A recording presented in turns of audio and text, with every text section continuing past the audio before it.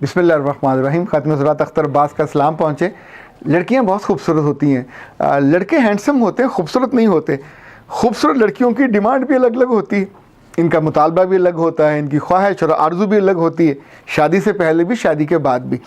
आयशा लाइबा ने अलग अलग लोगों से सवाल किया है कि सर मैं बहुत प्यारी हूँ, मैं दिखने में बहुत अच्छी हूँ, रंग भी मेरा गोरा चिट्टा है, पर मेरा शौहर मुझे खुशी नहीं देता, वो बात बात पे मुझसे नाराज़ हो जाता है, और कि मुझे नाराज़ होने का हक़ नहीं है, और मेरी सबके सामने बेइज्जती भी कर देते हैं, ना मेरी खूबसूरती का एहसास करते हैं और ना मेरे रंग का। तो अच्छी बच्चियों, प्यारी तो आप अपने मियों के लिए हो, उन्हीं के लिए रहना चाहिए। याद रखिएगा कि जो खूबसूरती है रंग की, चेहरे की, कलर की, इसकी वक़्त बोलने से पहले है। जब तक आप बात नहीं करते, जब तक आप एक्सपोज नहीं होते, जब तक आप ओपन नहीं होते, तो तब तक एक जो छुपा हुआ हुस्न होता है उसका एक इसरार होता है, उसमें एक इसरारियत होती है, और उसको जांचने, आंकने और उसको डिस्कवर करने, डिस्क्लोज़ करने, इवन उसको छूने की आरज़ू मर्दों में हमेशा होती है। और ये ऐसा कला होता है, किला नहीं होता, ऐसा कला होता है कि जिसको फ़तह करने के लिए हर मर्द या लड़का चाहता है कि मैं इस कले में जाऊँ और इसको फ़तह करूँ और इसकी भूल भुलैयों में खो जाऊँ। ये एक नेचुरल इंसानी जिबिल्लत है। लेकिन अब जो आपने इश्यूज़ लिखे हैं, 2-3 इश्यूज़ बहुत अहम हैं। पहली बात तो ये कि आपने कहा मेरा मियाँ या हमारे मियाँ बात बात पे नाराज़ हो जाते हैं। ओके, आपने ये नहीं कहा कि वो एबनॉर्मल है, आपने ये भी नहीं कहा कि वो ज़हनी मरीज़ है, आपने ये भी नहीं कहा कि वो किसी अच्छे ख़ानदान से नहीं है। ज़ाहिर है आपके ख़ानदान वालों ने चुन के अच्छा लड़का चुना होगा, कहीं जॉब भी करता होगा, बिज़नेस भी करता होगा, लोगों को भी संभालता होगा। जो लोगों के साथ डील करते हैं वो आमतौर पे एबनॉर्मल नहीं होते, वहाँ दे ऑट टू बी नॉर्मल। उन्हें नॉर्मली बिहेव करना होता है, लोगों का दिल रखना होता है, अच्छे बुरे लोगों को हैंडल करना होता है, और उनको वो कामयाबी से लेके चलते हैं। घर में ऐसा क्या हो जाता है कि आपको हैंडल करते हुए वो तंग पड़ जाता है और नाराज़ हो जाता है। तो आज से ऐसी सारी लड़कियां और ऐसी सारी बीवियां जिनको हमेशा ये गिला होता है कि मेरा मियाँ बात बात पे नाराज़ होता है, एक कापी पेंसिल खोलें और ऐसी सारी बातों की लिस्ट बना लें कि जिस जिस बात पे आपका मियाँ नाराज़ होता है। ये दुखी हुए बिना कर लीजिए, इसलिए कि जब तक हम मसले को या बीमारी को जानेंगे नहीं, मैं आपको बहुत अच्छा मशवरा नहीं दे सकूँगा जो आपके काम आए। मशवरा हमेशा वो सूटेबल होता है। देखिए, सर दर्द है तो आपको गोली वो मिलनी चाहिए कि सर का दर्द दूर हो जाए। ये बताना लाजिम नहीं होता कि मैंने आपको 4 गोलियां दी और ये जाके असर करेंगी और फलां चीज़ को ठीक कर देंगी। जो इशू है वो सॉर्ट आउट होना चाहिए। तो आपका इशू ये है कि मियाँ बार बार नाराज़ होता है, क्यों होता है? क्या जो लिस्ट आप बनाओगे, क्या मियाँ इस बात पर नाराज़ होता है कि आपको उठने बैठने का इल्म नहीं है? आप जब मेहमान आए हुए होते हैं या घर में आप डाउन नेक करके बैठते हो, आप टांगें खुली करके बैठते हो, आप टांगें लंबी करके जैसे कैसे पिसारना वो करके बैठते हो, या आपको पहने ओढ़ने का सलीका नहीं है कि आप उस मौके के लिहाज से कपड़े कैरी नहीं करते, या आप जहाँ लोग बैठे होते हैं, इज़्ज़ा वक़ार बैठे होते हैं, वहाँ आप खुले बालों के साथ, गीले बालों के साथ लहराते हुए आ जाते हो, या उसको आपके खाने पीने के आदाब का पसंद नहीं है।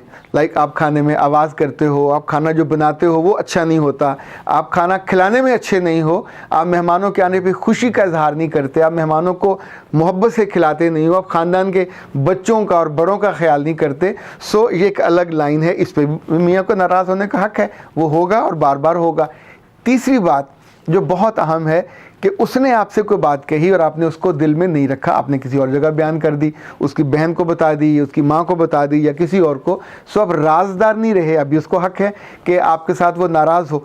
चौथी बात, अगर वो आपको बार बार गॉसिप करते देखेगा टेलीफोन पे, उसकी मौजूदगी में लंबी बातें अपनी माँ से, बहन से, किसी दोस्त से, तो भी वो नाराज़ होगा।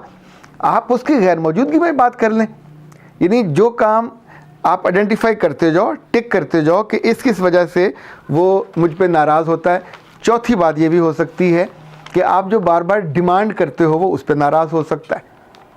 नाराज़ होने की वजह सॉलिड होती है, बेवजह मर्द नाराज़ नहीं होता। उसको सारा दिन थकन के बाद घर आके रिलैक्स करना होता है, अच्छा टाइम गुजारना होता है, प्लेयर टाइम जिसे कहते हैं, प्लीजिंग टाइम उसको चाहिए होता है। तो वो क्यों, जब भी वो नाराज़ होगा तो ज़ाहिर है उसकी भी तो फीलिंग बुरी होगी। अच्छा, जब ये आपकी लिस्ट बन जाए تو پھر آپ دو کام کریں گے. ایک کام وہ ہے جس کو ہم سیلف کاؤنسلنگ کہیں گے کہ یہ آپ اپنے ساتھ اکیلے بیٹھ کے اس کو پڑھیے, دوبارہ پڑھیے, سے 12 پڑھیے. اتنے سمجھدار تو ہے کہ اللہ نے آپ کو شکل اچھی دی ہے, رنگ اچھا دیا ہے, تو آپ کو باتیں تو سمجھ آنی چاہیے, تو اپنے آپ کو سمجھائیے. یہ سیلف کاؤنسلنگ ہے کہ زرینہ, آئبہ, لائبہ, جو بھی آپ کا نام ہے, کہ I'll never do that again, یہ مجھ کو اس کے بعد یہ غلطی دوبارہ نہیں دہرانی. وہ ہمارے ایک قریبی قوم ہے, ان کے بارے میں کہا جاتا ہے کیلے کے چھلکے سے وہ پھسل گیا تھا, تو واپس گیا جا کے کپڑے وپڑے بدلے, پھر آیا تو پھر پڑا ہوا تھا, تو اس نے دیکھ کے جہاں ہاتھ رکھا اور کہا کہ لگتا جو پھر ڈگنا پائے گا. تو ڈونٹ ڈو دیٹ, کہ جہاں ایک غلطی سے آپ ایک دفعہ گرے ہو دوبارہ وہاں مت گریے. دوسرا, اگر پھر بھی قابو نہیں آتا تو ہم اویلیبل, ہم 1 گھنٹے کا سیشن لیتے ہیں. یہ پرسنل کاؤنسلنگ ہوتی ہے, اور اس کو ہم سوشل کاؤنسلنگ بھی کہتے ہیں, فیملی کاؤنسلنگ بھی کہتے ہیں, ریلیشن شپ کاؤنسلنگ بھی کہتے ہیں. جو آپ کا پرابلم ہوتا ہے, ظاہر ہے پھر آپ شیئر کرو گے تو اس میں آپ کو کوئی ایسا حل بتاؤں گا کہ جو اٹ وڈ ورک. اچھا, جو تیسرا گلہ ہے اور شکایت ہے کہ بیٹھے اٹھے کے دوران میرا میاں میرا خیال نہیں کرتا اور مجھے ڈانٹ دیتا ہے یا بے عزت کر دیتا ہے. اس معاملے میں عقل یہ کہتی ہے کہ اگر سامنے بم پڑا ہو تو بابا بم کو ٹانگ نہیں مارنی چاہیے, اس کے قریب بھی نہیں جانا چاہیے. ایک کسی فوجی قبرستان میں ایک قبر پہ لکھا ہوا تھا کہ یہ بہت ہی اچھا خچر تھا اور اس کو یہ اعزاز ملے, یہ ایوارڈ ملے, اور اس نے اتنے میجروں کو, اتنے کرنلوں کو دلتی ماری, پر آخری دلتی اس نے ایک بم کو مار دی. تو نتیجتاً ظاہر ہے اس کی قبر ہی بننی تھی. جب جب محفل ہو, خاندان کے لوگ جمع ہوں اور آپ کا میاں بات کر رہا ہو, تو کنسیڈر ہم اے بم, اس کے قریب مت جائیے. آپ اس گیدرنگ کو انجوائے کیجئے, کسی اور کے ساتھ بیٹھیے. میاں کے ساتھ بھی بیٹھے ہیں تو میاں کی بات کو کبھی ٹوکیے گا مت, کبھی روکیے گا مت, کبھی لقمہ بھی مت دیجیے گا, کبھی وہ کہتے ہیں ہنگورا, وہ بھی مت دیجیے گا. تو یہ سارے مرد اس کو مائنڈ کرتے ہیں. پنگا کیوں لینا ہے؟ یعنی بغیر کسی وجہ کے گاڑی سموتھ چل رہی ہے تو آپ نے ضرور کچرے کی صورت میں کوئی اپنی چیز اس میں ڈالنی ہے. مرد اس کو لچ فرائی کرنا کہتے ہیں. تو یہ ڈونٹ ڈو دیٹ, اس سے اوائڈ کیجیے. آپ اوائڈ کرو گے وہ کبھی کسی کے سامنے آپ کی بے عزتی نہیں کرے گا. چونکہ جب میاں کو اس کی بیوی بھری محفل میں روکتی ہے, ٹوکتی ہے یا لقمہ دیتی ہے, تو یہ مرد کی عزت, انا, غیرت سبھی کو ہٹ کرتی ہے, اور اسے سب کے سامنے اپنی مردانگی کو ثابت کرنے کے لیے پھر وہ شاؤٹ بھی کرے گا, ڈانٹے گا بھی, اور زیادہ کوئی ناراض ہوا, گھٹیا کام اس نے کرنا ہوا تو ایک آدھ جڑ بھی دے گا. تو بہتر ہے اس سے آپ ڈسٹنس, وہ گھر آ کے جتنی مرضی آپ اس سے کر لیں, لیکن وہاں لوگوں کے سامنے یہ مت کریں. اور جو آخری حل ہے کہ جب جب کبھی آپ کی بےعزتی شریف ہو تو بابا اس کو بےعزتی محسوس مت کرو, اور اس کو take it as a opportunity to learn. Patience اختیار کیجئے, پیشنس میں چپ ہو جائیں, چاہے اگر رونا پڑے تو رو لیجئے, اللہ سے دعا کیجئے اور اس کام سے رک جائیے. سو یاد رکھیے گا کہ یہ جب زندگی آپ کی خانگی شروع ہو جاتی ہے تو پھر نہ تو آپ کی ماں, نہ باپ, نہ کسی بہن بھائی کا کوئی مشورہ کارگر نہیں ہوتا. جہاں آپ رہ رہے ہوتے ہو وہ اس ماحول میں نہیں ہوتے, ان کا اپنا ماحول ہوتا ہے. اب جو وہ مشورہ دیں گے وہ یہاں کارگر نہیں ہوگا, الٹا آپ کو خوار کر دیں گے. تو خانگی زندگی کے معاملے میں ہر کسی سے مشورہ نہیں لینا چاہیے, خاص طور پہ جو دوستیں یا عزیز رشتہ دار بہنیں آپ سے مختلف زندگی بسر کر رہے ہوتے ہیں. ان کا میاں کا ٹیمپرمنٹ اور ہوتا ہے, خاندان کا مزاج اور ہوتا ہے, آپ کا اور ہے. اس کو یا تو خود سمجھیے, سیلف کاؤنسلنگ کیجیے, یا پھر کاؤنسلر سے مدد لے لیجیے. تیسرا یہ ہے پیشنس, ڈسٹنس, اور جو آپ پہ الزامات ہیں یا جن جن باتوں پہ میاں ناراض ہوتا ہے تو آپ اس کو براہ کرم ایک لسٹ بنا کے ٹک کر لیں, اور آئندہ ساتھ ہی طے کر لیں کہ اتنے دنوں میں, اتنے ہفتوں میں نے اس کو سارٹ آؤٹ کرنا ہے. تو اے پیاری خواتین, اب کچھ آپ ہی کی باتیں.